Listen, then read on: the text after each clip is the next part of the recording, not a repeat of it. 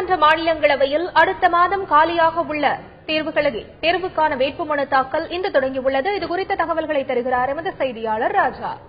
தமிழகத்தை சேர்ந்த 6 மாநிலங்களவை உறுப்பினர்களுடைய பதவிக்காலம் அடுத்த மாதம் 29ஆம் தேதியோடு முடிவடைகிறது. ஏற்கனவே புதிய உறுப்பினர்களை தேர்ந்தெடுப்பதற்கான தேர்தல் தேதியை அறிவித்துவிட்டது. அதாவது இன்று காலை 11 மணி முதல் வேட்புமனு தாக்கல் தொடங்கியது. முதலில் தேர்தல் மன்னன் பத்மநாபன் தன்னுடைய வேட்புமனுவை சட்டப்பேரவை செயலாளர் ஜமாலுதீனுடன் தாக்கல் செய்தார்.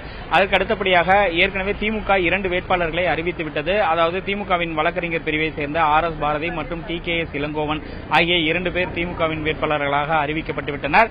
வேட்புமனு தாக்கல் செய்வதற்கான கடைசி தேதி வரும் 31ஆம் தேதியாகும். 1ஆம் தேதி வேட்புமனுக்கள் மீதான பரிசீலனையும் வேட்பாளர்கள் தங்களுடைய வேட்புமனுவை திரும்ப பெறுவதற்கான தேதி 3ஆம் தேதி என அறிவிக்கப்பட்டுள்ளது. 11ஆம் தேதி தேர்தல் நடைபெறும். ஏற்கனவே திமுகவின் சார்பாக 2 வேட்பாளர்கள் அறிவிக்கப்பட்டுள்ளனர். அஇஅதிமுகவின் சார்பாக அதனுடைய வேட்பாளர்கள் 4 பேர் இன்றோ அல்லது நாளையோ அறிவிக்கப்படலாம் என்று எதிர்பார்க்கப்படுகிறது.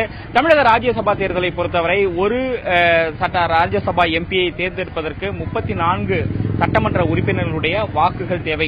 அந்த அடிப்படையில் பார்க்கும்பொழுது தற்பொழுது நடந்து முடிந்துள்ள இந்த தேர்தலில் 234 தொகுதிகளில் 232க்கு நடந்து முடிந்துள்ளது. அதில் 134 உறுப்பினர்கள் அஇஅதிமுகவின் பலமாக உள்ளனர். திமுக கூட்டணியை சேர்ந்த 98 பேர் வெற்றி பெற்றுள்ளனர். திமுக 89, காங்கிரஸ் 8, அதேபோல் IMLU இந்தியன் யூனியன் முஸ்லீம் லீக் ஒரு தொகுதி என மொத்தம் 98 தொகுதிகளை திமுக கூட்டணி கைப்பற்றியுள்ளது. ஆகையால் தற்பொழுது 2 வேட்பாளர்கள் மட்டுமே அங்கு அறிவிக்கப்பட்டுள்ளனர். 4வது இடத்திற்கும் 4 வேட்பாளர்கள் அஇஅதிமுகவின் சார்பாக அறிவிக்கப்பட உள்ளனர். அப்படி இருக்கும் பொழுது 3வதாக ஒரு வேட்பாளரை திமுக அறிவிக்கவில்லை என்றால் 6 ராஜ்யசபா உறுப்பினர்களில் 4 பேர் அதிமுகவிற்கும் 2 பேர் திமுகவிற்கும் போட்டியின்றி உறுப்பினர்கள் தேர்ந்தெடுக்கப்படுவார்கள். இதற்கான முடிவுகள் விரைவில் தெரியவரும். தந்தி டிவி செய்திகளுக்காக ஒளிப்பதிவாளர் மணிகண்டனுடன் எஸ் ராஜா.